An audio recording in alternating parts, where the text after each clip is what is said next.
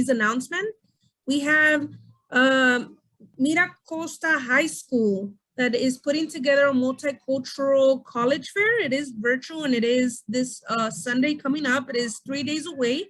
This is the website. We're gonna go ahead and drop it in the chat. So if you wish to attend and learn more about the different colleges that are maybe currently accepting application, whether it's in-state or out-of-state, it is a multicultural event, which means you're gonna find a variety of colleges that maybe serve specifically Hispanic students or that are Hispanic serving institutions. You may come across HBCU institutions that primarily work with first generation college students that are of color. So these are the details. It is virtual.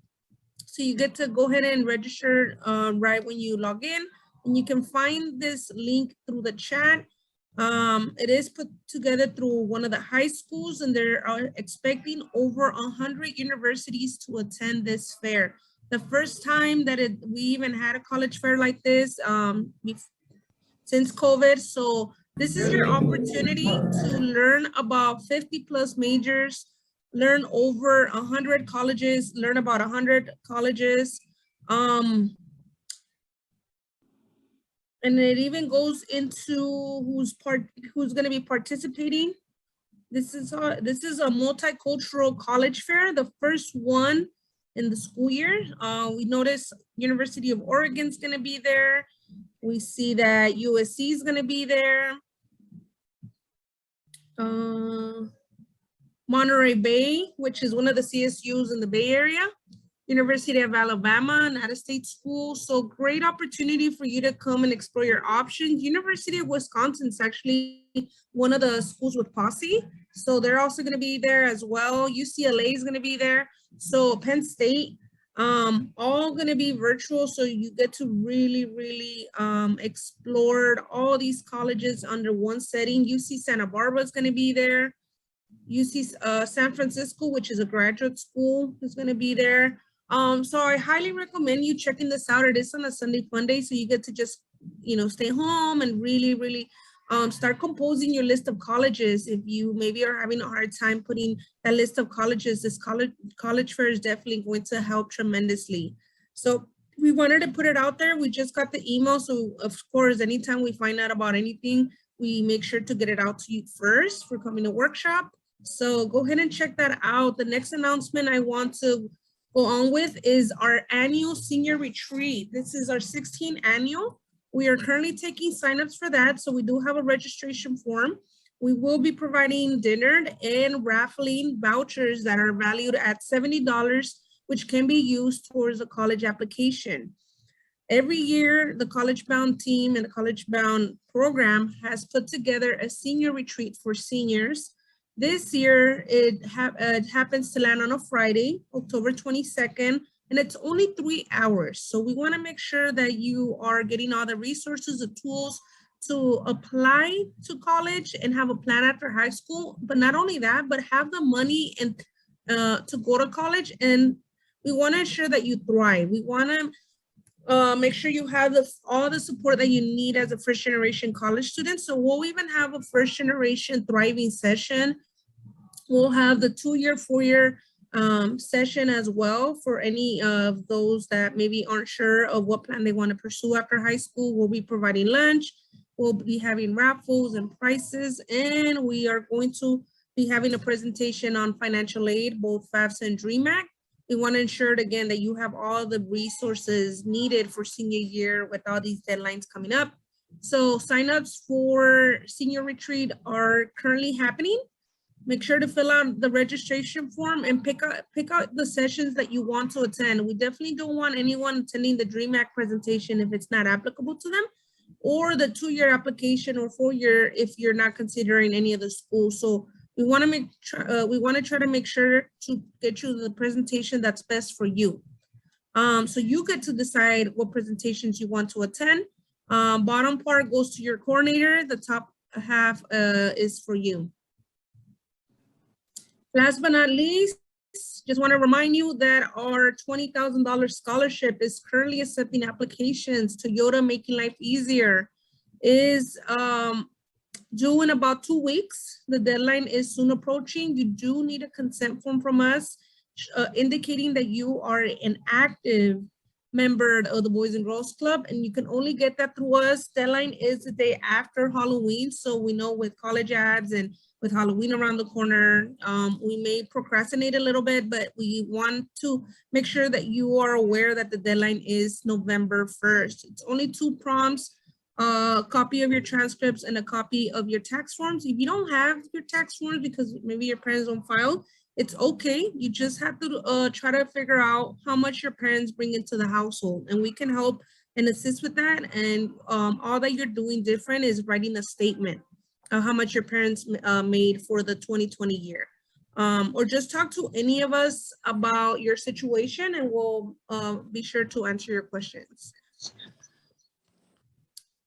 The form for senior retreat was attached to your email. Every week we send out emails, so the registration form was attached, or you can pick one up at any of our locations. We do have a hard copy there, so make sure that you're printing one out. Banning, you can find one at the Pilot Center. There's 40 of them there, so if you need to pick one up. Anything that I missed? Karina, I just dropped the link for senior retreat, the virtual link, so they can click that if they want to register. Oh, that's right. We did convert our form into a Google form. So you might find the senior retreat registration form on the link, on the chat. Mr. JC just dropped it, so you can start registering and saving your spot. I will say that this is one of our special events. So special events and presentations like today, College Bound workshops can result in a scholarship at the end of the year. So anytime you hear special event, those shutdowns and apply, we want to let you know that we're putting all these events together for the seniors. But if you're taking advantage and you're coming to our shutdowns and apply, you're coming to senior retreat, you're taking care of business, you're going to our alumni panel, there is a possibility that you may be eligible for our scholarship in May when it comes out. So don't think that you're just going to these events every day. We are tracking attendance, so just know that we know who is coming to those events. Now, with that being said, I am going to kick off the presentation with a video so you can get to see what the UC is about. You can get to learn a little more about UC Davis. And so I want to go ahead and play a video at the moment. Let me make sure I put it on. Let me know if you can get the audio. Can you hear the audio?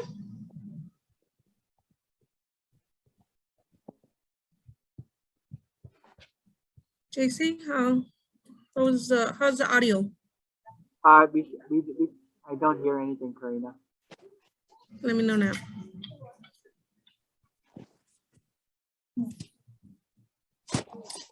Can you hear now? No, still don't hear it. Okay. Maybe are you plugged in on a headphone or something? No, I just want to make sure I'm sharing my audio. Let's see.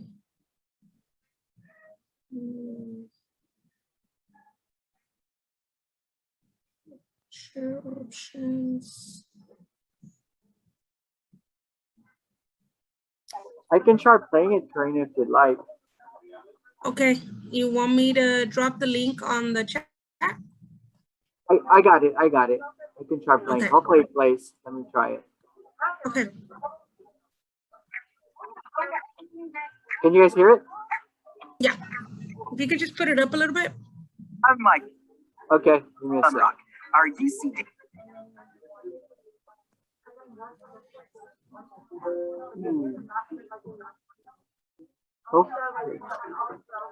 Davis mascot. I'm guessing you're here because you're ready to start your UC application. Yeah, that works.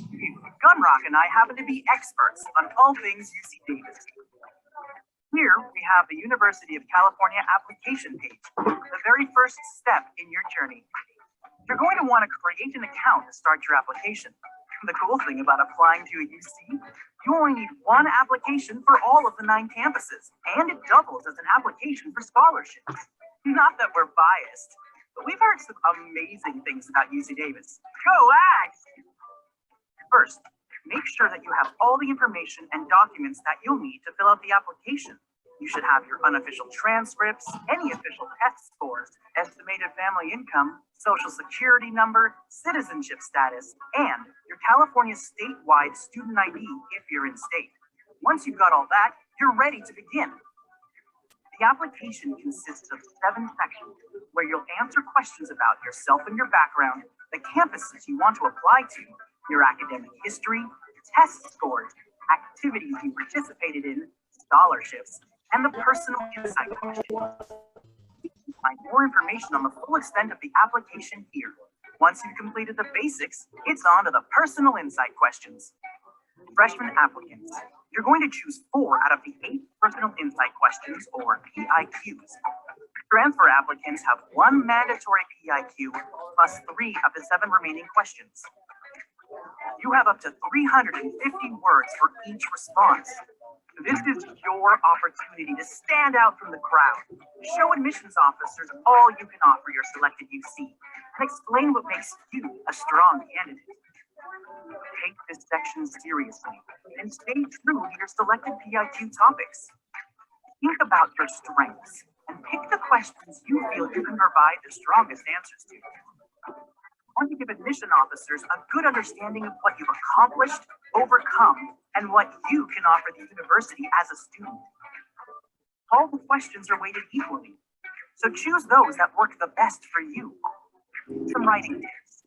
Start early. Take your time. Use I statements in your responses. Talk about yourself so that readers can get to know your personality, talents, accomplishments, and potential for success. Write. Take a break. Review. Revise. And proofread. Write your responses in a separate document and copy and paste your answers into the application once you're finished.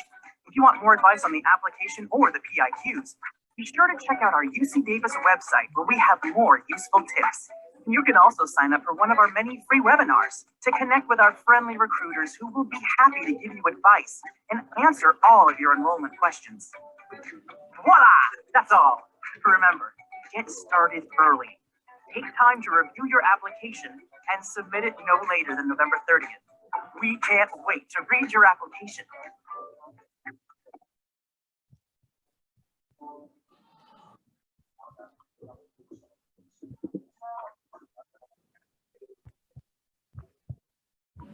Awesome. So that was a presentation from UC Davis, pretty much the UC in a summary. What we're going to talk about today is the actual application. So this is your opportunity to ask us anything.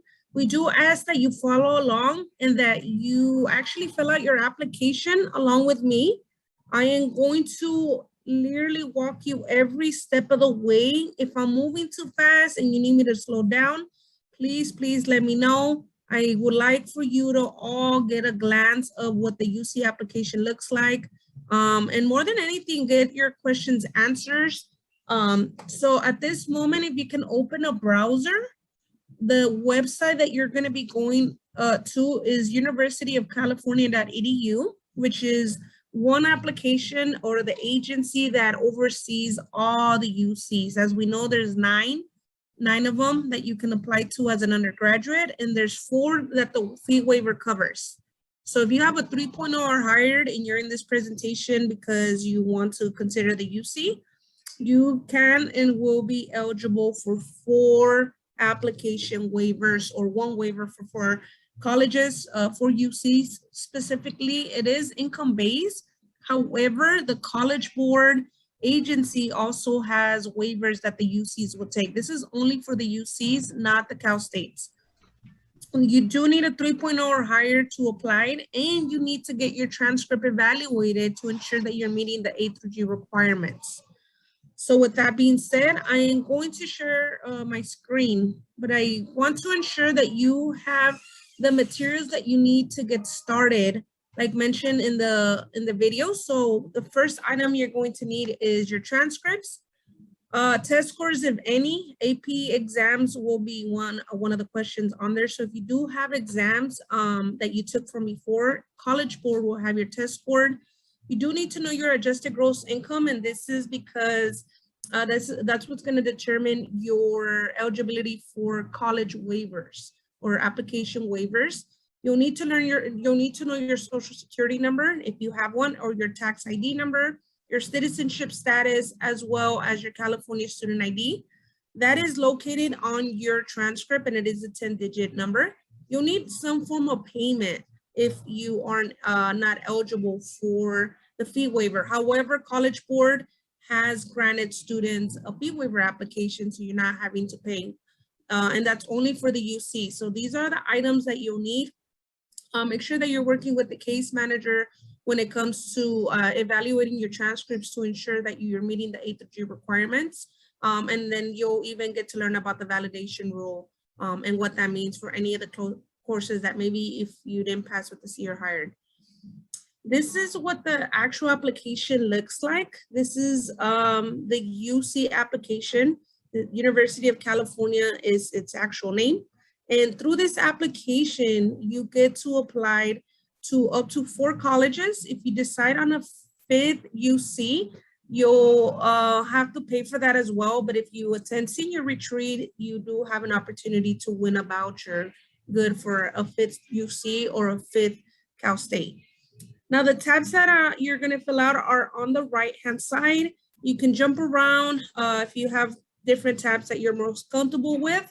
I will, however, mention that the academic history tab is probably the one that you're gonna struggle with the most, because we have seen where students input every single class that they ever once took, or they're not sure how to input any deficient grades that they might have received. So we're gonna start from the top. You're gonna notice that each tab has little tabs within that tab. And so we're gonna literally go to the application process and start filling out our college applications together. I want to ensure that you are selecting freshmen, that you're applying as a freshman student, that you're applying as an undergraduate, and that you're applying for the fall term. You wouldn't fall into any other categories but those 3. Freshman, fall 2022, which is the new cycle that's coming up, and undergraduate. You will come across words like graduate or even someone that might have had obtained already their bachelor's degree. So that's anyone pursuing a master's degree. No one in here would fall under that category. No one should be selecting graduate student, but should be selecting undergraduate instead. Those are the 3 categories you fall under: freshman, undergraduate, and fall 2020. Okay, we wanna make sure that you're following along. And then it's gonna go right into your personal information. It's literally going to ask you who you are, your legal name, whatever your name said, whatever is on your social security card or your birth certificate, you have to get in the habit of using your legal name, your formal name, the name that was given to you at birth. Although your school record won't have that, you have to now get in the habit of using it more, because now you're filling out college applications.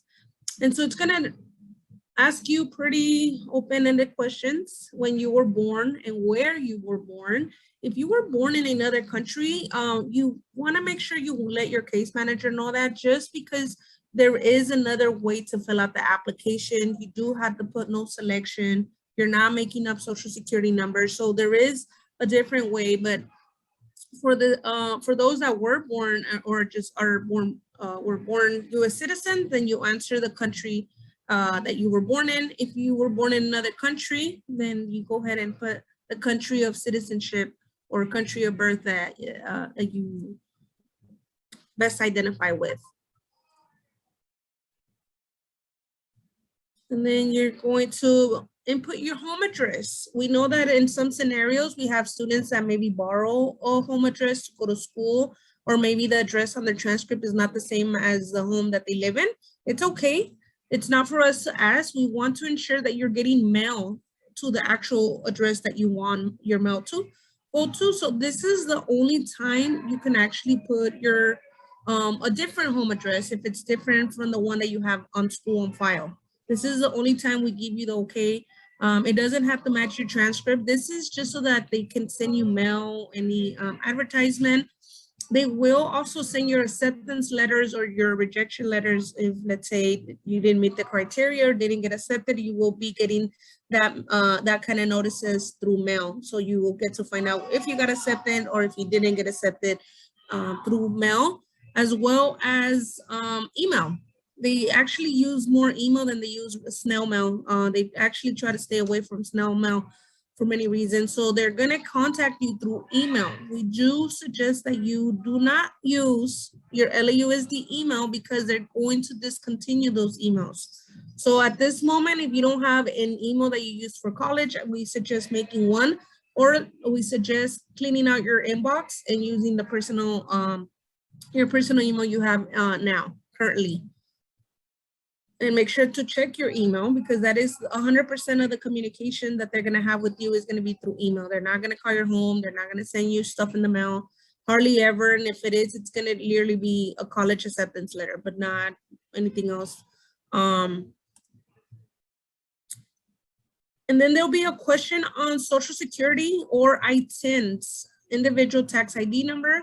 If you have a social, then you would input it here. If you don't have a social, and maybe are in the same situation as I was when I was in school, then you're gonna put that no, I don't have a social, and that's it. You're not having to answer anything else. And the only reason they ask for social is so that they can match you to your financial aid application. So you either have one or you don't. If you do have one for deferred action because maybe you qualify under DACA, then you would be able to put it on here. There are, we do suggest students putting their social security number if they are DACA recipients. Then you have questions as to if you graduated, if you attended a California high school by the time you have graduated 3 years or more. This is more for our dreamers. This is for our students that maybe had been born in another country. The colleges want to ensure you have residency and that you have met the A through G requirements. And the only way you can meet the A through G the AB 540 requirements, I'm so sorry for that, is that you attended a California high school and that you graduated from a California high school. So a Assemble bill that was passed in 2001 said that dreamers or undocumented students that wish to go to California colleges, they can, and they can even pay in-state tuition if they attend a California high school for up to 3 years and they graduate. Most of you will be graduating, so you automatically by default meet that requirement. And then most, if not all of you, should have been in a high school for up to 3 years. If you did not meet the 3-year mark, talk to any of us because there is ways to meet that 3-year mark for AB 540 Assemble bill that allows dreamers or undocumented students to go to college and pay in-state tuition. So there's questions about residency. Don't feel nervous or intimidated when it comes to citizenship or when it comes to race or ethnicity. They are doing their best to get the best picture of you. So the more information that they get from you, the more background information, the better of a picture they're going to be able to paint of the candidate that you are. So you'll have questions about your ethnicity, you'll have questions about whether you consider yourself Hispanic or Latino, you'll have questions on racial background. They've done a better job over the last couple of years on being inclusive. So they'll even break up the Pacific Islander category, they'll break up the Asian or Asian American category, Southwest Asian category. So they are working on being more inclusive so that no one gets left out. There's questions on gender and sexuality on both the Cal States and the UC. And the reason for that is, again, they're all for being inclusive. So they want to make sure that all genders are being considered. And they want to include as many of the identities that individuals are using. So if you find yourself answering questions about your sexual preference or even just your sexuality, it's just so they can provide you with better service. They want to make sure that if you identify as LGBT or if you identify as male or female, that you're getting the resources that you need to succeed in college. So that's how they're going to be using some of that information. They will send you more information about resources for these particular groups. Like I said, the UC has by far done a very great job when it comes to being inclusive and when it comes to getting their student support, as well as the Cal States. I'd say the Cal States and the UC by far have done a really great job with taking care of their minority students and students who have multiple identities. You know, you may fall under undocumented and many other identities. So we do want to ensure that you have the support that you need to succeed. There'll be questions on your language. How do you, what language did you learn to speak first? For most of us, it might have been Spanish. You might have been a Spanish speaker first. So then you get to proudly answer that you are proficient in Spanish. You get to take ownership that you are bilingual. And again, it's nothing to be ashamed of. They're not going to use this information against you. If anything, they're going to really respect those students that to take ownership and really demonstrate that they are bilingual. Then there's going to be questions about whether you have children or if you've been in foster care or if you're in the military. This is a universal application, so you have to keep in mind that hundreds and thousands of people do fill it out every year, so they have to incorporate questions for every type of person, or they're trying to fulfill the population who they serve. So a lot of people fill out this application. Then there's going to be questions about your parents, whether you live with one parent or whether you live with two parents or whether you live with a guardian. Again, very sensitive information or information that's very close to you. Information about your income. That's one that I do want to point out. Students will find themselves struggling finding out what their parents' adjusted gross income is. We don't expect you to know it because that's language. That's adult lingo that maybe only adults know sometimes. So we don't expect you to know it off the top of your head. We do have you talk to your parents and ask them what their adjusted gross income. We are currently in a pandemic, so we know maybe parents lost their jobs or were maybe furloughed or laid off. So we know maybe they might have been impacted economically by the pandemic. So whatever your situation is, come and talk to any of us. We want to ensure that you're putting the most accurate information when it comes to your finance. This will determine whether you get the fee waiver or you have to pay for college apps. However, College Board will have an alternative where even if you don't meet the income requirement, College Board is the agency that provides paper fee waivers. So you can always submit a paper waiver and still get your UC applications paid for. Then it's going to ask the number of people that live in your home. Again, they're trying to determine whether you're eligible for the fee waiver or not. And then they will ask information about your parents, whether they're living or if just living. If they're stay-at-home parents, if they're employed, they'll even ask how many years has your parent worked at that particular company or with that employer. So after tonight, make sure that you start talking to your parents more about the type of work that they do, maybe their job title, because it is going to be a question on the UC app. And like I said, it is going to ask you for the number of years. And then it'll even ask you the highest level of education. Don't be ashamed. Don't be afraid to answer no high school diploma. You're breaking out of a cycle. You get to now fulfill that dream of higher education, and don't feel ashamed answering no diploma, no high school, because that's just the reality that we live in.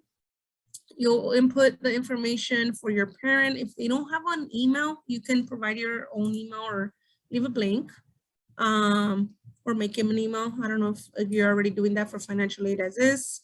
And then I'll ask you for parent number 2. So you'll have information for your mom, and then you'll have information for your dad. If you come from a single parent household, then you only answer for one parent. Don't feel obligated to answer for 2 parents. We know that sometimes can be a little bit uncomfortable. So if you have one parent and one parent only, then just answer for one parent. That way you can provide them the most accurate information. Any questions here? Anything that I'm maybe moving too fast or I can answer here?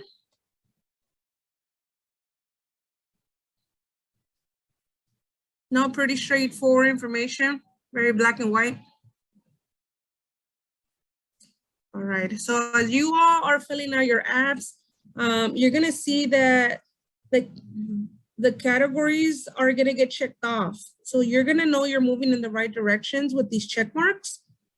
You're gonna notice that your work, how it's coming together, and then you're gonna jump into campus and majors.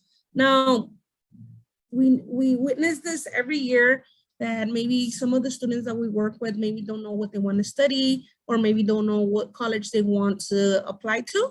That is very normal. I want you to know that it's very common. We get to see that every year.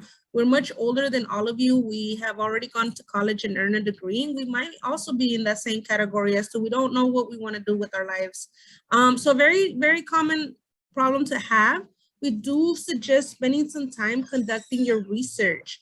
And what we mean by that is literally spending time exploring these colleges, find out how far they are, find out whether they're big schools or little schools, or even if they offer your major. We know UCLA does not offer anything in business, so you're not gonna find anything under that category. However, we know that the other colleges do. And so my team right now is currently dropping links on the chat that you can also open a new browser for and start exploring. That is one of the things you're gonna do when you're applying to college. You're gonna be exploring a lot. And so this may be the first, your first time ever conducting research. You do want to hand select the colleges. There are 9 of them, and bringing it down to 4 can be a little bit stressful, but I think the best way to do it is to ensure that they even offer your major.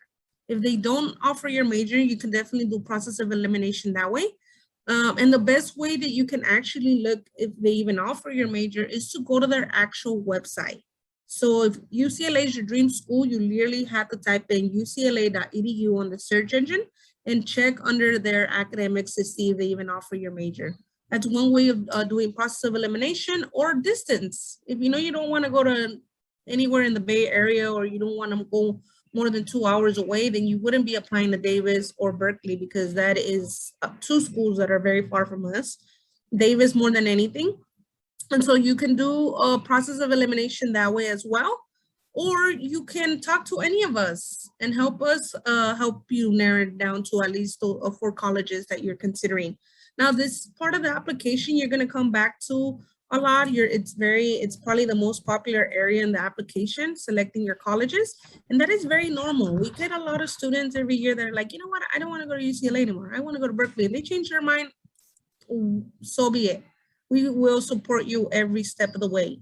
If you are not sure of any of the colleges or don't even know where to start, I do advise you to stopping by one of our facilities, because we have binders and books on every one of these colleges that will tell you the number of applicants, that will tell you their best majors, that will even tell you who is graduating from these particular colleges. But you do have to spend some time doing research.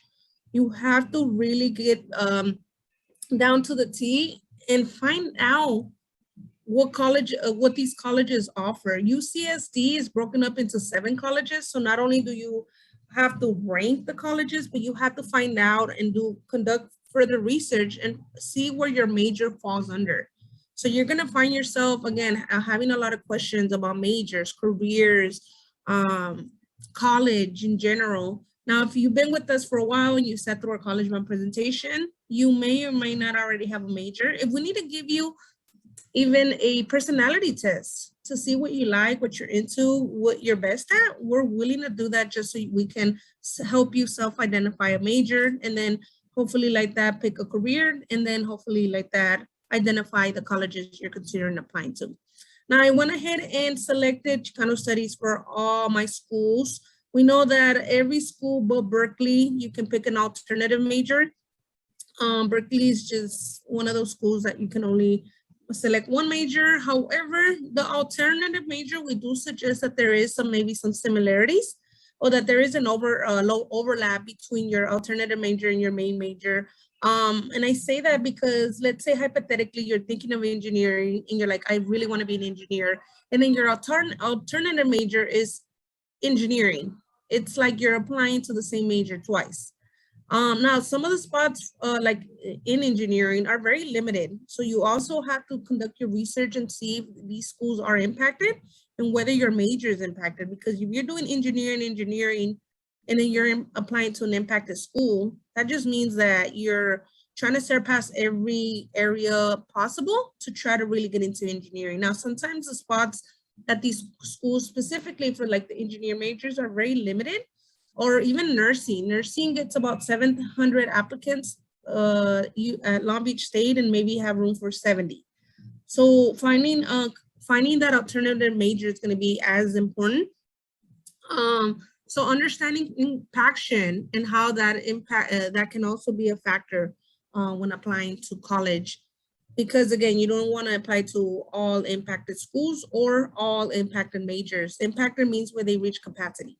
So if UCLA gets 139,000 applicants, but they can only take 50,000, they have reached capacity. So even if they wanted to admit half, they wouldn't be able to because they are at capacity. But again, talk with the case manager, talk to your coordinator, whoever you're working with about impaction, your major, what your major even means at some of these schools, because I will share that psychology at UCLA looks very different than it looks at Berkeley. At UCLA, you are prescribing, you are telling people they need help.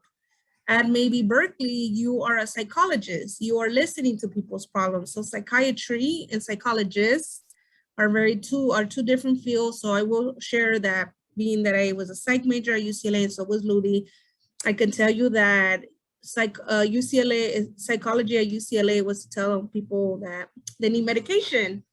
Very different than what we thought, right? That we were that student, or I was that student that maybe didn't do my research. So I ended up changing my major at some point.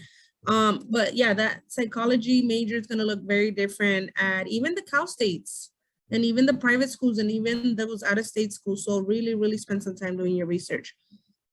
Where can I see the impacted schools and majors? We're going to go ahead and drop the link to impacted majors and impacted colleges in the chat as well. We know the CSU has one, so we'll ensure that we put it out there. Thank you for that question. Impacted majors and impacted schools. And now it's going to take you to the academic history. Like I mentioned, this is probably one of the areas where students make the most common mistakes. They are either moving too fast or they are nervous. So this is where we do ask that you give us your undivided attention.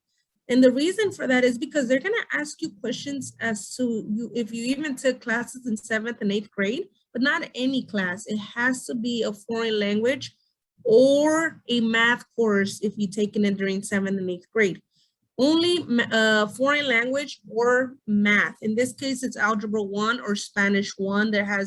We have seen high school students take Spanish and algebra in middle school. So you get to actually add it as part of your academic history.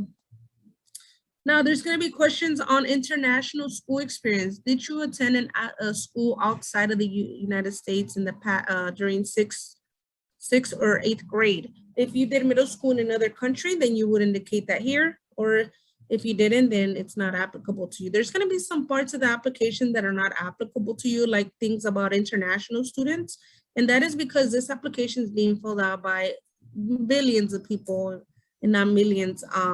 And so just have to be mindful that other people from the other parts of the world are also filling out this application. Now you're gonna go ahead and input your high school. If you are at San Pedro High School or Pola or Norman or Gardena, you have to use the school's actual name. You are not abbreviating, you're not putting SPHS, you have to write out the actual name and select from the list. If you're at Banning, you would write out Phineas Banning High School and not Banning High School or not BHS, because there is actually another Banning High School in another part of California. So make sure that you're using the actual name of the high school. If you're not sure what the name of your high school is, it's okay, because then you just get to look it up through your school code. Banning High School school code is 053785. The rest of the high schools, if you all can drop your school code in the chat, that way they can look up their high school fastest. Now, one of the things I want to point out when picking out the high school is the grading system. No one here has a different grading system than A through F. That is the only system that the American schools use, or California schools in this case. So you should all be selecting A through F grading system. The next important part about selecting your school that you're at is the type of, the term system that they're in. No one in here is in a quarter system, nor are you in a one semester system, or nor are you in a full year. All in all, most of the schools that we work with are in a semester school. You go to school for 2 semesters in 1 year, with the exception of like Fremont. I think they're on a quarter system. I think they're the exception, but I think they might be also be using the semester system. But no other high school that we work with has any other system than the semester. This is the other part where students make mistakes, is the year that they attended high school. Now, all of you started high school in August 2018. That was about 4 years ago. You were nice, cute little freshmen in high school. And you will now be graduating in June 2022. And so you put the start and the end date. If you, however, attended another high school during 9th grade and maybe switched high schools in between, you have to input both high schools, and you have to put the time in the month and year that you were at that particular high school. So if, let's say hypothetically you went to San Pedro High School for 9th grade and you were there from August 2018, 2019, but then you started at Banning 2019, 2020, then you would itemize those 2 high schools and be very specific as to how long you were there for, as well as to where you're going to be graduating from. So if you did attend multiple high schools, very important that you itemize those high schools and that you are as detailed as possible. Take a picture of the years that you were in high school. 18-19, you were a 9th grader. 19-20, you're a 10th grader. 2020, 2021, this last year, you were an 11th grader. And now the current school year is 21-22. You will all be obtaining a high school diploma, so kudos to you all. You'll be graduating in June 2022, and we'll be celebrating you all during that time.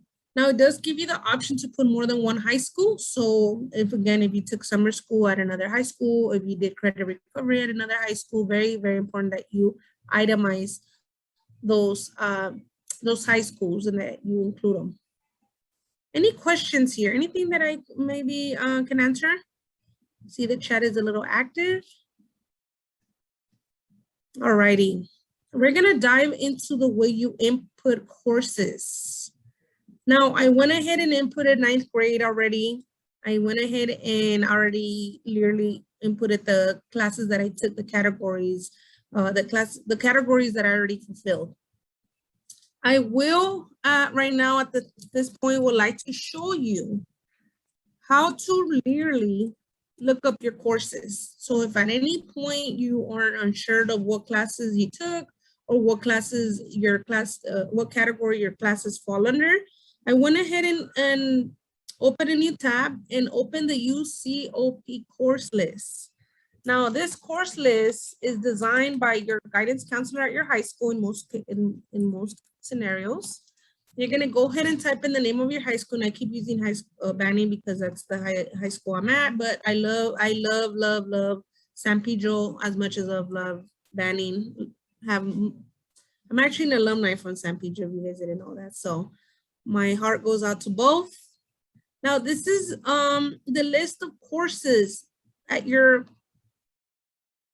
high school. These are all the courses that are offered at your particular high school. Now, as you notice at the top, they're color coded. So it will even tell you what category they fall under. So if there's a class on your transcript that you're not sure what category it falls under, I do suggest you getting on UCOP Doorway A through G list or on the website, looking up your high school and looking up that course that you are wondering about. Advanced PE, health, auto body are not going to fall under anything. They are not an A through G course. Algebra tutoring lab, not A through G course. If you aren't sure whether it is an A through G course or not, I would suggest putting this as as a bookmark on your desktop or on your search engine, so that way it's accessible to you. Now, you can even backtrack. to maybe even 9th grade. If there's a course that you can't find because maybe you taken it, it was too long ago from when you took it, so you can even backtrack to 9th grade. Is this the A through G list? Is there one for the UCCSU? This actually is used by both parties. So both the Cal State and the UC use the UCOP course list. They verify that all the classes that you took are A through G courses. There's only 15 of them. There's going to be some of you that you surpass that number by a lot because you took that extra year of math, that extra year of science, that extra year of foreign language. We know AP Spanish is equivalent to 4 years. Spanish or Spanish speakers, 2 is equivalent to 3. So right away, right off the bat, you can get up to 7 years in foreign language if you're taking Spanish or Spanish speakers. So I encourage you all to explore UCOP course list to get familiarized with it. This is where, this is our bread and butter. This is literally how we can tell you what classes fall under what category. And so we wanted to teach you that and teach you how to access it. Is it a possibility because counselors are not up the course? So I got a questions about if there is a class in a category that is honors on my transcript, why isn't it on the UC course list? So you'll even notice that some of the courses here may not have the honors or the AP. You have to keep in mind that this course is very condensed. So even if they wanted to fit every single class on here, they may not have been able to, because if you think about it, if they were to put US history, honors US history, AP US history, that's already 3 different types of history for one class. I will, however, have you consult that with the case manager, because sometimes the age before a course can mean that it's honors, but it could also mean that it's not a GPA booster. And that is the something that we encounter very often. If you notice, there's you have English 10A, but you may or may not have let's see, English, honors English. If you notice, honors English 10A is not on there. That only means that honors honors English 10A and B is not a GPA booster. These yellow stars is what makes those classes be GPA boosters, which helps you increase your GPA by a little bit. However, you cap out at those courses. So if you're curious to know where you cap out or how to even calculate your GPA manually, I would suggest making an appointment with the case manager, because they are the only ones that are going to be able to help you better understand this. The age, the AP, why is it there? Why is it not? Why is my GPA the way it is?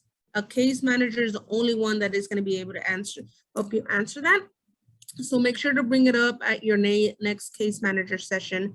Right now, we just want to ensure that you know how to access your Doorway UCOP course list, because these will determine whether your classes are A through G or if they're not. Now we do have students asking like, well, I took, ESL. Well, ESL is not an A through G course. It is a class that it helped you as an English learner, but unfortunately it is not an A through G course list. So it needs to be part of the list. So I inputted 9th grade. You notice the categories were fulfilled. Now your ninth grade year, you're taking more electives than you are taking core courses. So you might find yourself maybe only taking like an English class, algebra, bio, maybe Spanish. Sometimes we don't see Spanish till like 10th grade, and then drawing, sometimes we don't see it till like 10th or 11th grade. So even if your list of your classes seems a little small, it's okay, because it's only going to increase by the time you get to 10th grade. Usually 10th and 11th is when you take the most rigor and when you take a little bit more of the core courses. That's why they use those core courses to calculate your college GPA. So that's another fun activity you can do with your case manager is you can calculate your GPA manually, and we have forms for that in all of our sites. Now you notice here that one of the categories is social science. So we're gonna briefly go over the A through G requirements. The first letter, which is how we get the A through G name, A. Letter A is 2 years of social science. That is your world history. And your history. So you can write down 2 years for social science. If you have a notebook next to you, you need 4 years of English. That's your 9, 10th, 11, and 12. You need your 3 years of math, algebra 1, geometry, and algebra 2. Anything after that looks good because you're now being competitive. You need 2 years of science. That is your biological science, your bio, and your physical science, your chemistry. You need 2 years of foreign language. In most cases, that's your Spanish or your Spanish for Spanish speakers. You need 1 year of visual art and 1 year college elective. I don't expect you to memorize it after today, but those are the A through G courses. You're gonna find yourself inputting your courses, your letter grade. Now, I am gonna do an example with you. I wanna ensure that you know how to fill this out correctly. So I'm gonna start, I went in and filled out 9th grade. So this is what your 9th grade should look like more or less. And then this is what 10th grade is gonna look like more or less, depending, these are usually or traditionally 10th grade courses. And then you're gonna go ahead and input your courses here.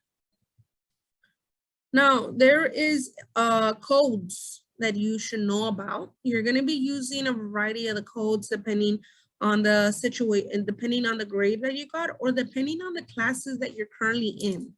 So I do wanna point out the codes that you're gonna be using throughout your application. Now, here are the categories broken up. This is your A through G categories. You have your social science, you have your English, your math, your science, your foreign language, and your performing arts. So you're going to start with your social science. This is what you turn over to your transcript or your A through G doorway list, and you go ahead and select the course that you're looking for. You have to be extra careful in the way you translate your transcript or the way you look at your transcript, because it's very small and it's very easy to make a mistake. So I don't suggest working from your transcript, but rather than using our A through G form to pull out your A through G courses. Now, most of us took US history of the 20th century. You have to select the course that is on your transcript. It has to be exactly the same. So if it doesn't say US history 20th century, it could be that you're not picking the right course. So it needs to make sure that you have to make sure that it matches. And so you're gonna start with the first letter grade. And then of course, answering for the second letter grade. If for whatever reason, let's say you got a D, then you have to be very transparent and report that D. Unless you made it up and it's the exact same course, then you're able to do a grade replacement. Then you have options after that. This option, NO, stands for no grade, which means there was no grade for that particular semester. Now, no one should have that scenario, only if, unless you did 1 semester courses. So if, let's say, hypothetically, you did Mexican American Studies, but you only did 1 semester of it and you got a B, and then it was a 1 semester class, that is the only one time you select the no option, indicating that it's a 1 semester course and that you did not get a grade for that particular semester. You wouldn't select NC or any other options because NC stands for no credit. That means you took the class and you got no credit. So it means exactly what it stands for. No means that there was no grade given. It's a 1 semester course. There's only a few courses that are 1 semester courses that you'll be answering for using no. The rest, if not majority of them, will have a fall semester grade and a spring semester grade. I'll show you where you're going to be using no more often in the next grade level. But for now, you most if not all of you have letter grades that you received junior year. If you went with AB 104 and got those some of those grades changed to pass or no pass, you would you would use one of the other codes as well. But if you don't know, so no pass, it's MP. PS stands for pass. So if let's say you took US World History and you went with AB 104 and you decided to make it to a pass, then PS is the code you would be using. NP would be not, you did not pass, no pass. There's gonna be others that you maybe maybe just got a pass, got 2 passes, so you'll be using that category. IB is international, so it doesn't apply to you. So you're gonna be coming across different abbreviations. Like I said, most of you are just gonna have letter grades, so you're gonna fill out this category this way. You can just check it off and move on to the next category. There may be some of you that don't have a class for maybe a foreign language because maybe you fulfill those requirements between your 9th and 10th grade.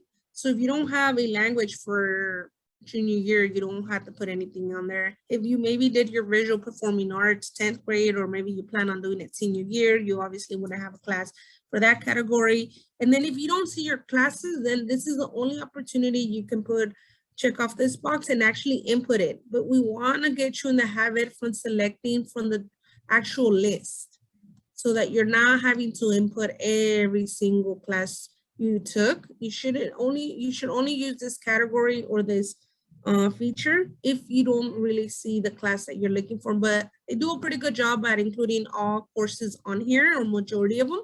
So you'll input courses by selecting from the list. Okay, list, all right. So that's 11th grade. Make sure that you get your transcript evaluated and that you are working with the case manager to identify your A through G courses. So there's questions about honor classes and AP and HL and H, non-honors, honors. Again, very popular question every year. I would suggest sitting down with the case manager and going over that honor, non-honor courses, because remember, some courses are only for GPA purpose, where they can help you bump up your GPA, but you do cap out. Other courses is to demonstrate rigor. And so you're only going to be able to figure it out, or you're going to have a better understanding if you set up a case manager appointment. That builds a lot of confusion every year as to what's honor, not honors. But I know I took honors every single year that I was in high school. We want to help you understand the best way possible. So you will have to set up a case manager appointment to talk about that GPA booster that we keep talking about. Where can I find transcripts?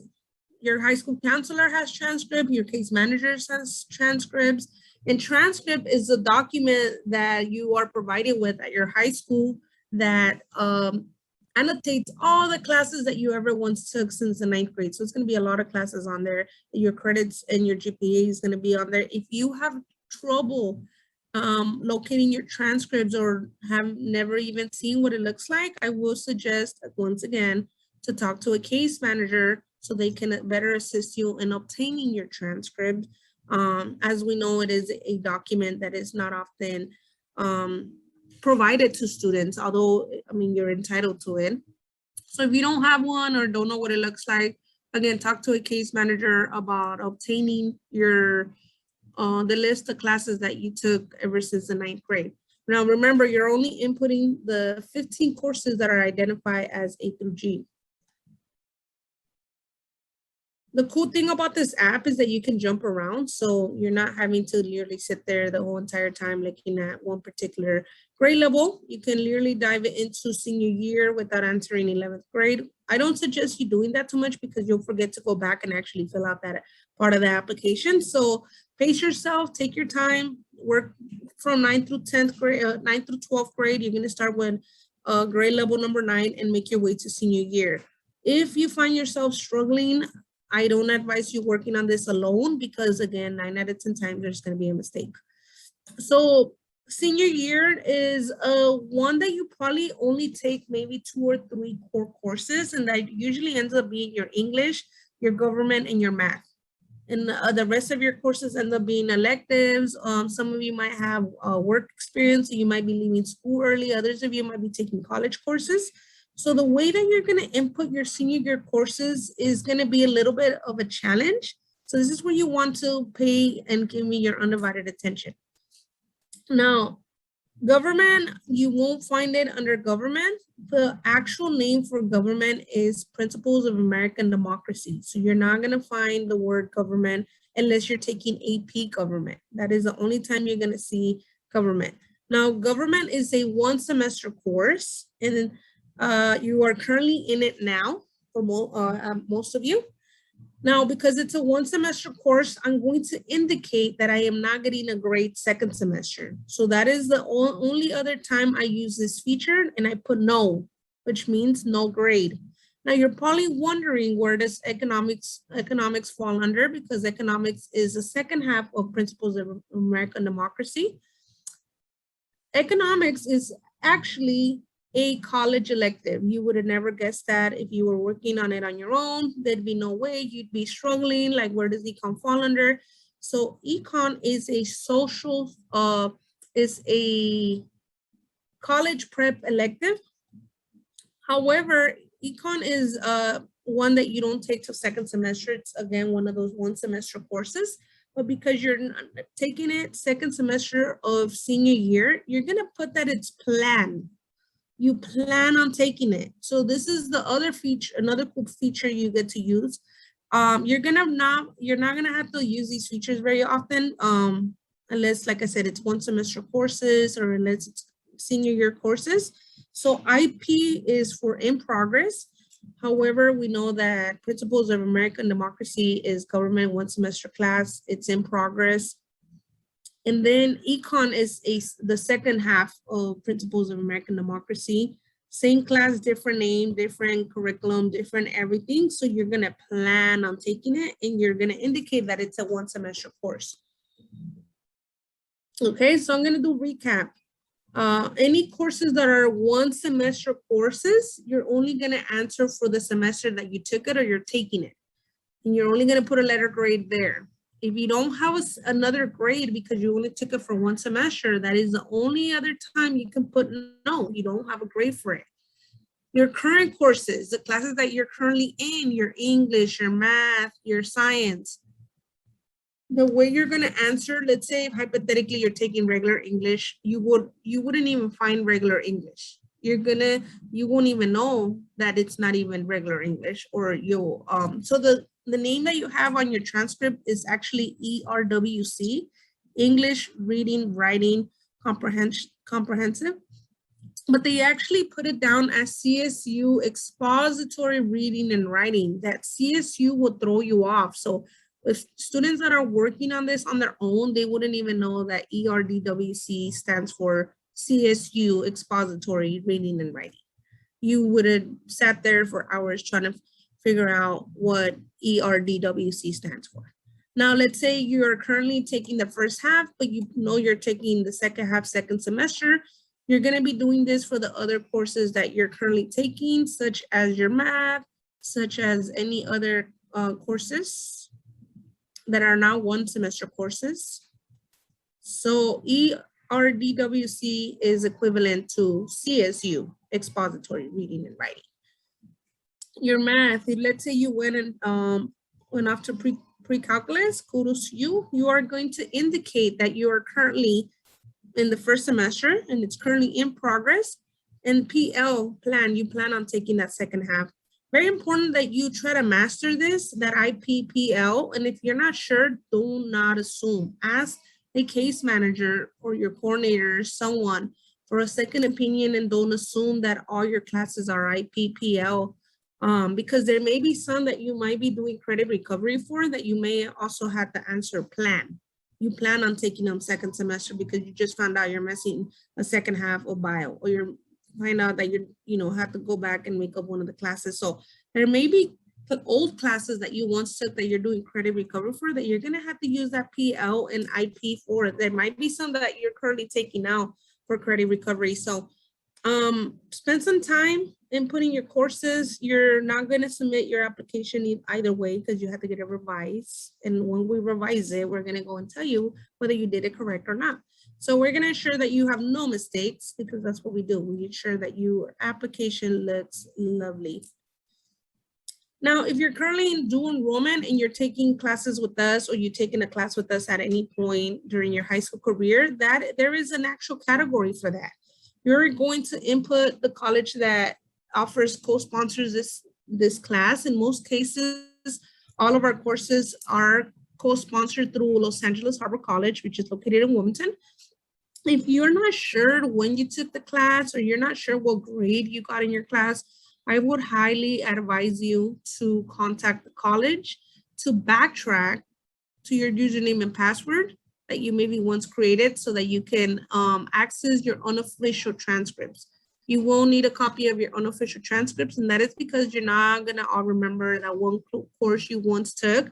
We do a very good job at keeping grades here for previous courses that we once offered, but we're not always gonna have them handy. So we do advise students that they get on their college portal, LA Harbor College portal website, and that you backtrack. You backtrack when you took that class, look for your student ID number so you can print out an unofficial transcript. Now that may seem very overwhelming, especially if it was a class back in 9th grade, but we have college-bound staff for that.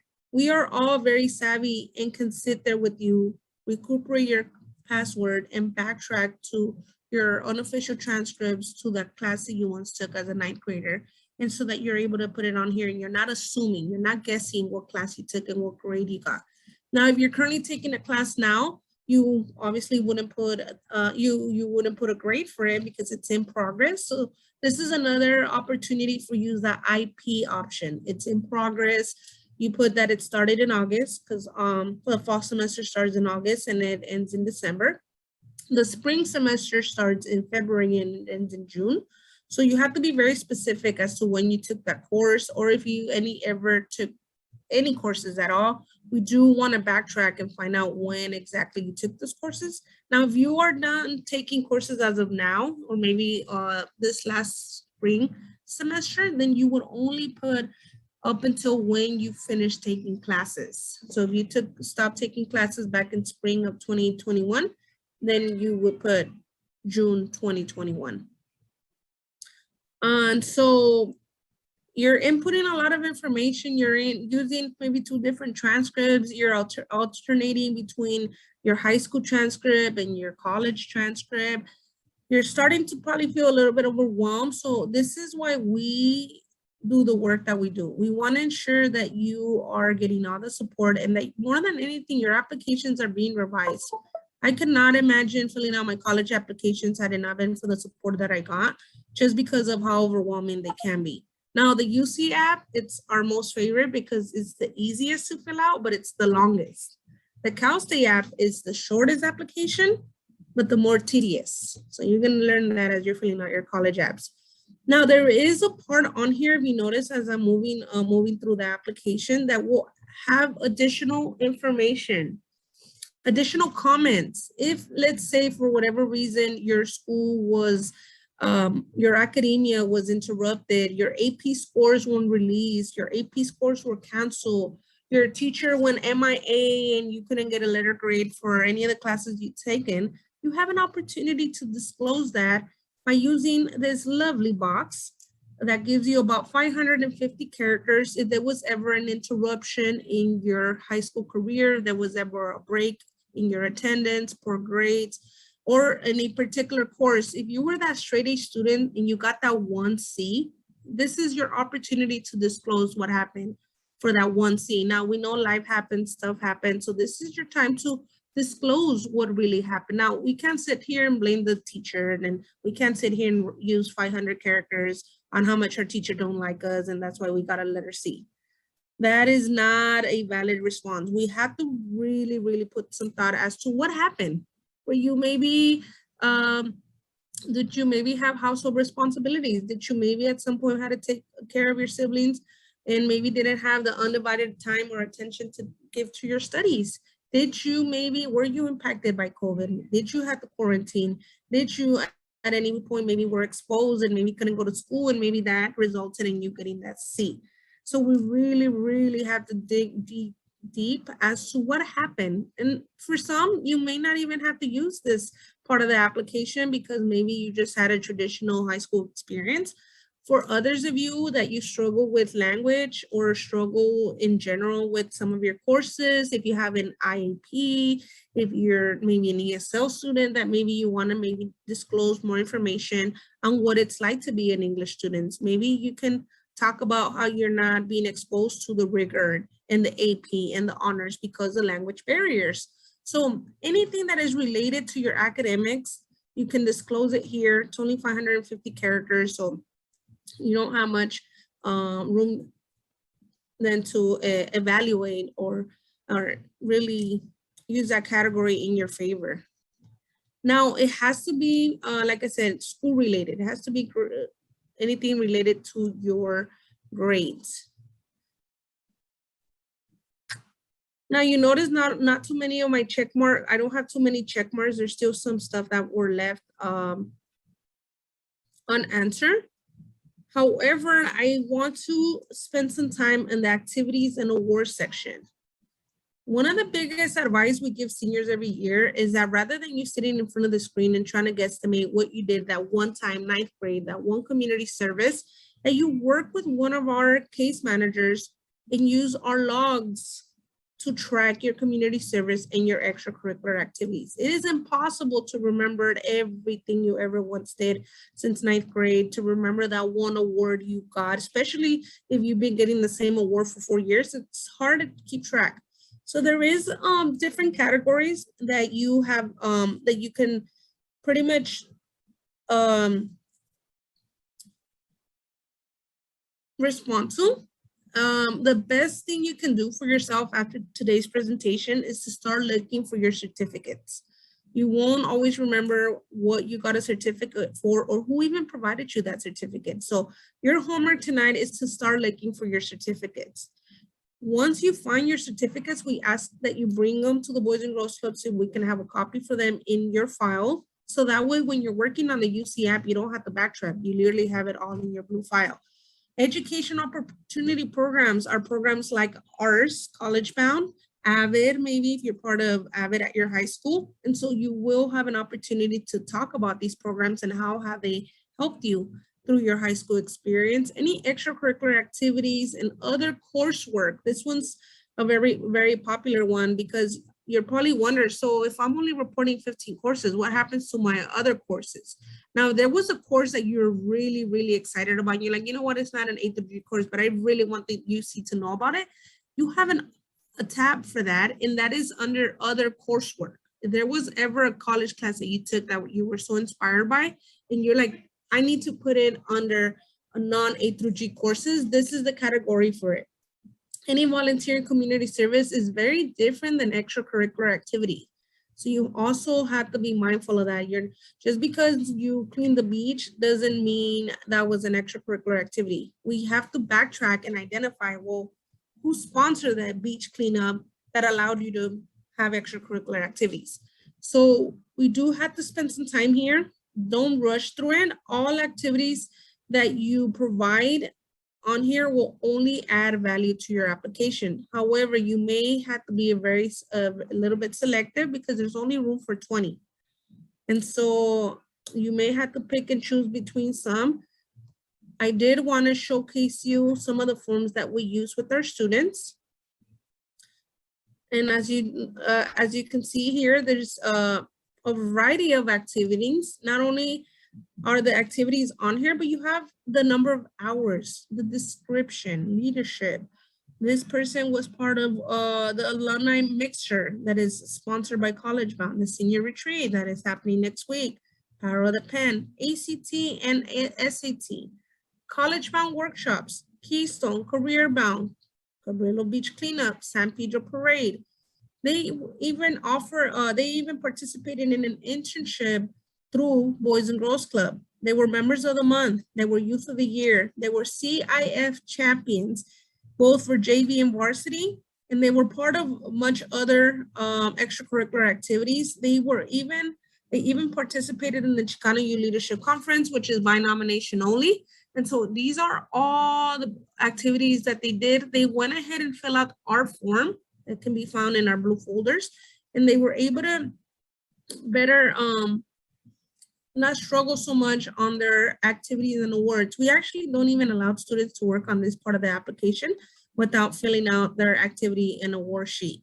That is the best way to go about it. Is we've seen it over the years how it's made the application so much easier. So you'll find yourself filling out some of our forms as a draft.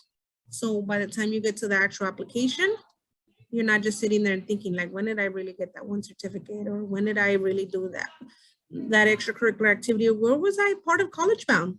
Some of you have been part of College Bound for 4 or 5 years, and then we ask you what College Bound is, and it's like, now I do want to challenge you all in putting your own definition of College Bound in the chat, so that way we can ensure that you're actually using the correct definition. So at this moment, take a few seconds to identify what College Bound means to you, and we'll tell you whether you're in the right track or maybe we need to spend some more time together.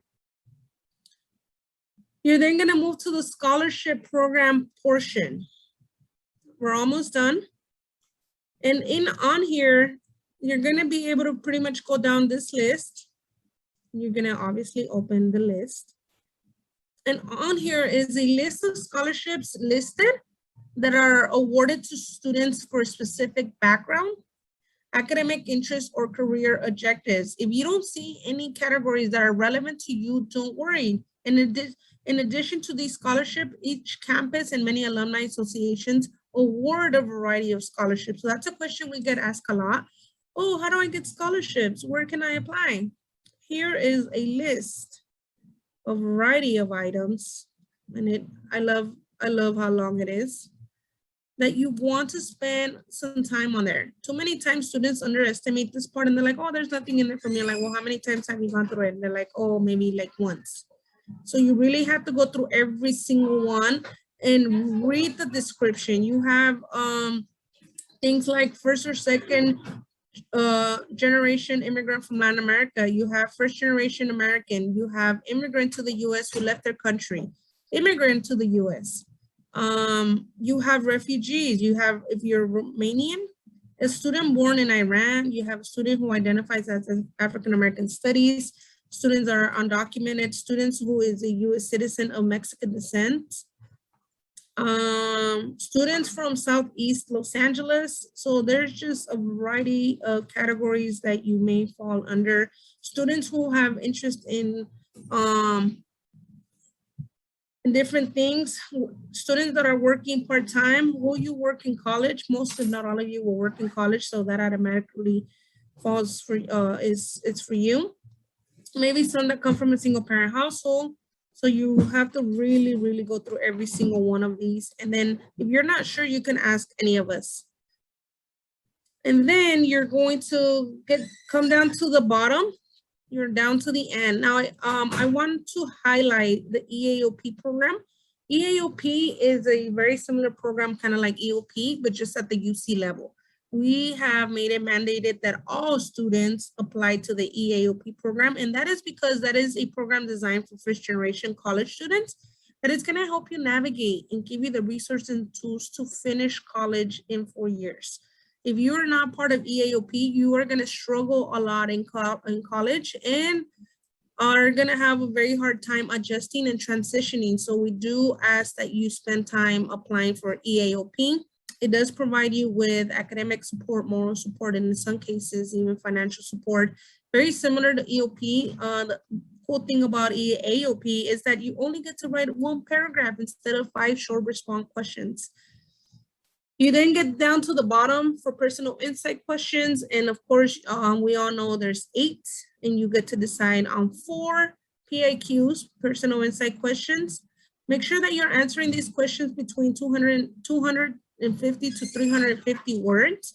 If you fall under 250, chances are you're not answering the question. Now, you're going to find the best 4 questions that you best can relate to.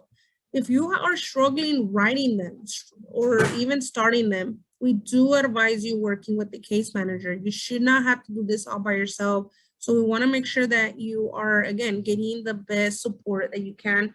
And know that you're not alone. The PAQs is probably I'd say the part of the application that's going to take you the most, that's going to take up most of your time, but it is the part of the application that displays the best projection of you. It is what adds color to your application. It is what adds character.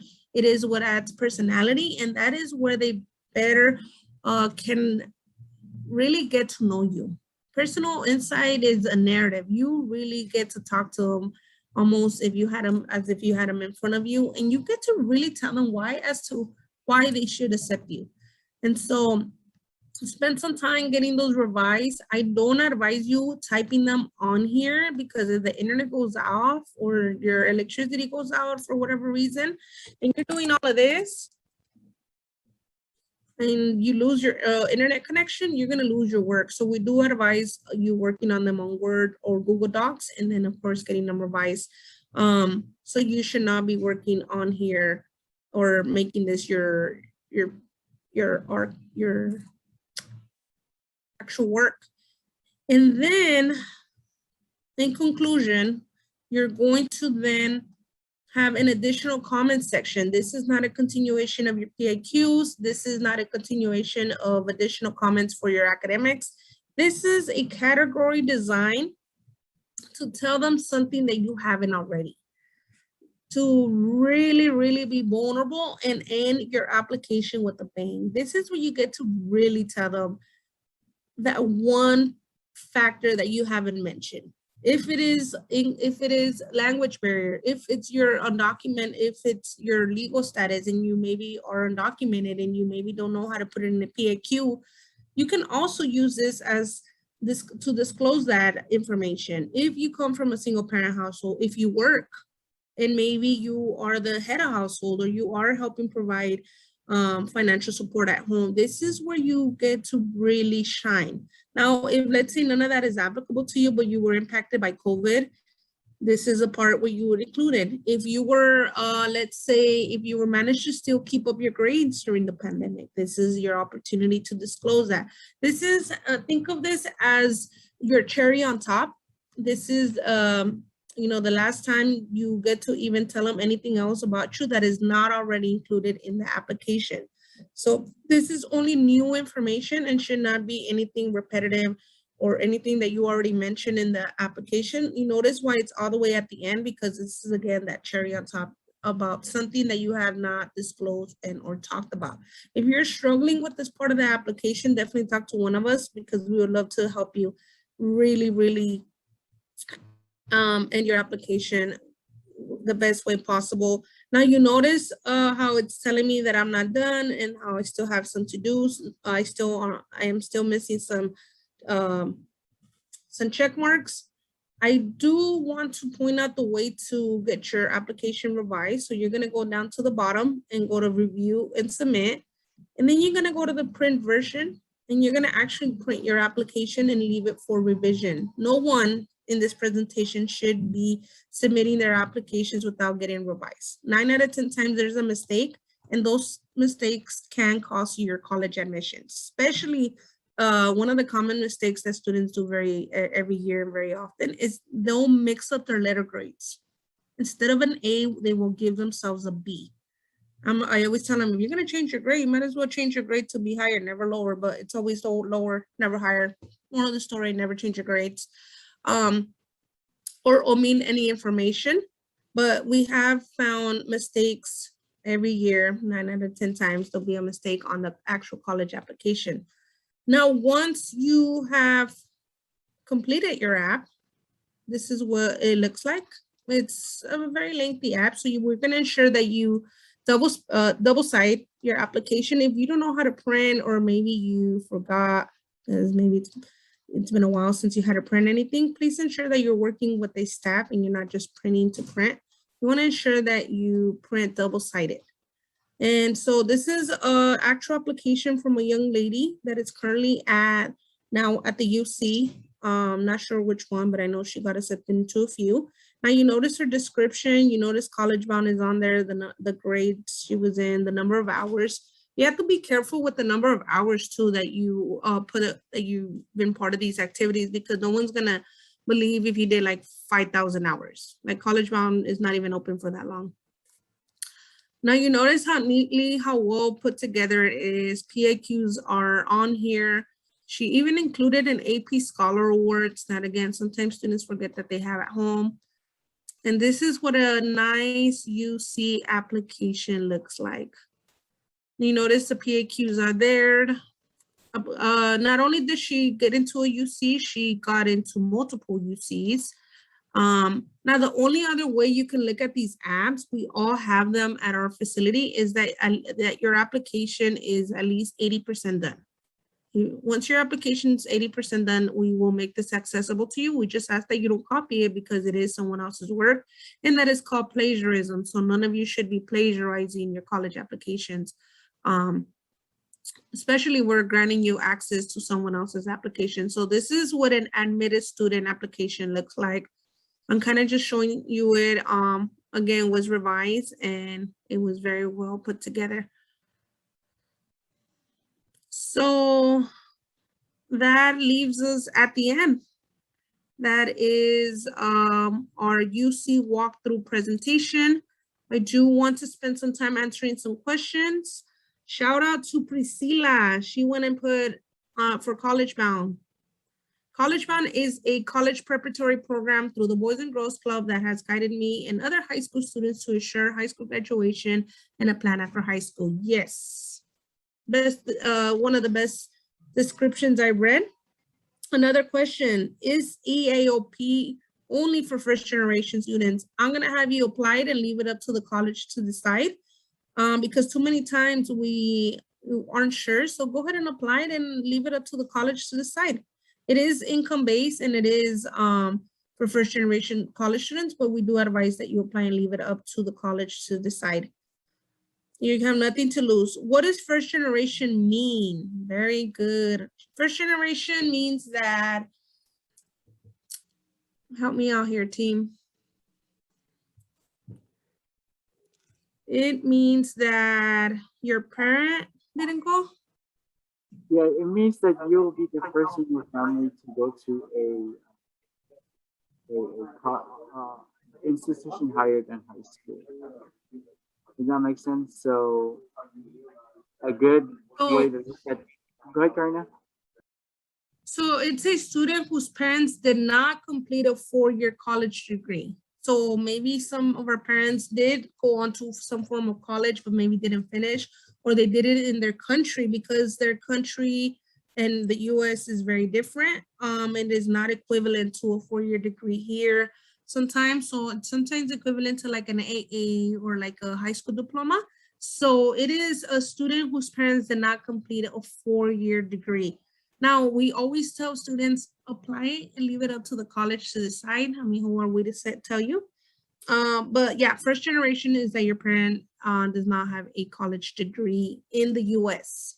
In the US, siblings don't count. So you can have a sibling that is currently in college or might have had gotten her or his BA. It wouldn't count. So that excludes siblings, correct? Yes. Yes, yes, yes. Any other questions from my teammates that maybe we can address? Yes, you see doorways and why some schools don't have honors courses. Okay, so that question about honors, non-honors, there's a point system that you need to know about. Every high school student is able to bump up their GPA by 8 points. And then you max out. Otherwise, you'll have like a 5.0 GPA and there's no such thing. So when we mean,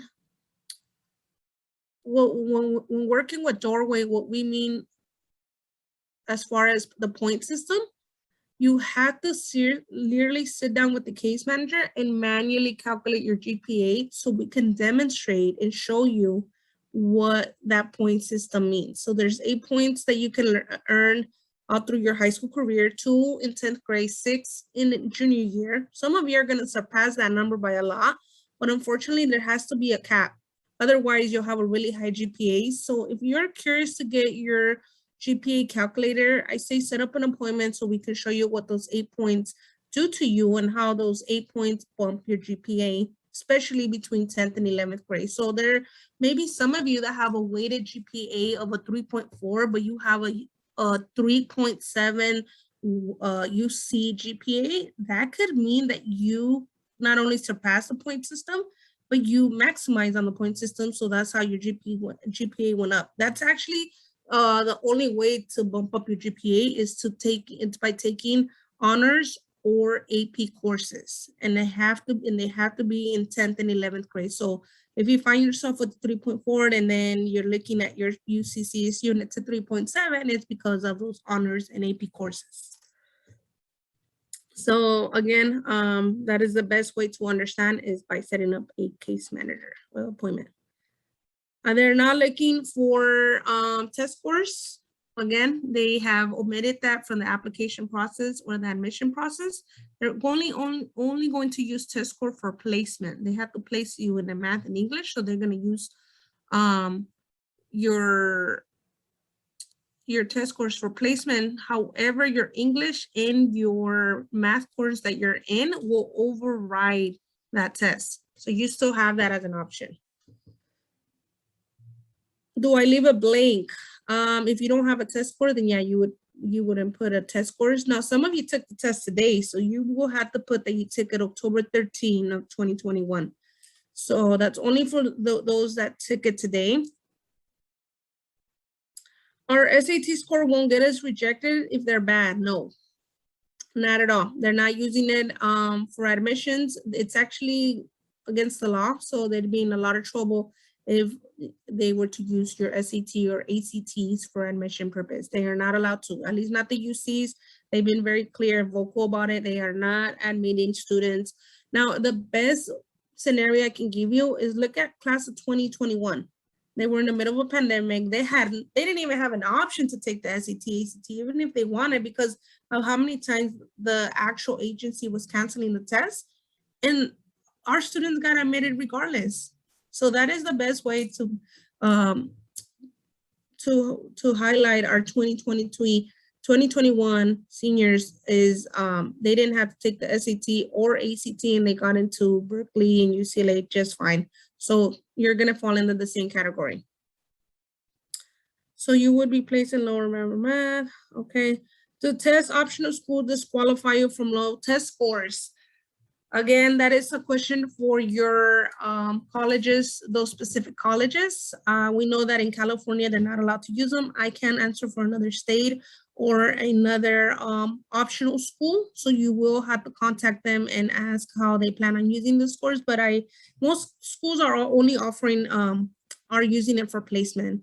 Hardly any other schools out there are using it for admission. They have fought this battle for a very long time about omitting SAT and ACT. Research shows nothing. Researchers like to think, or for a while, like, oh, SAT will determine that you're gonna do really well in college. It has shown nothing.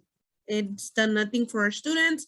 And so time after time, every time this conversation has came up, it's exactly that. The most affluent students and the most affluent peers that can't afford the SAT prep are going to pay for it, and yeah, are going to get a really nice score, but it means nothing. Like, and at least not when it comes to admission for these schools. So if it makes you feel any better, I probably got a 1,000 on my SAT, and I mean, was able to still get into UCLA. Not to say that 1,000 is going to get you into UCLA, but again, that is the weight that it held when in my application, in my entire application, because there's 14 factors that they're looking at. That is only one of them, and that was back in the day. They're not even using that, so they're now down to 13 factors.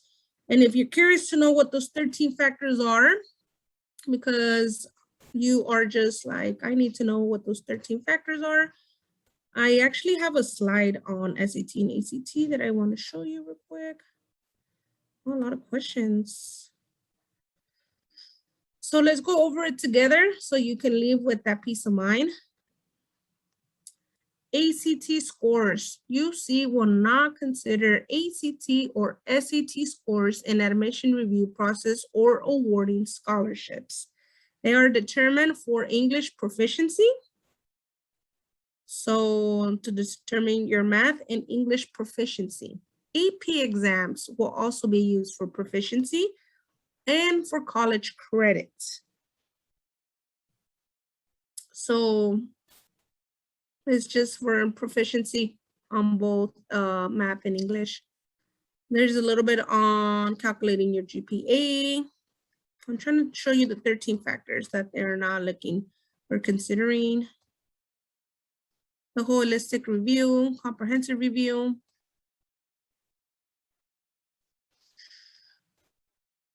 Pass, no pass, AB 104.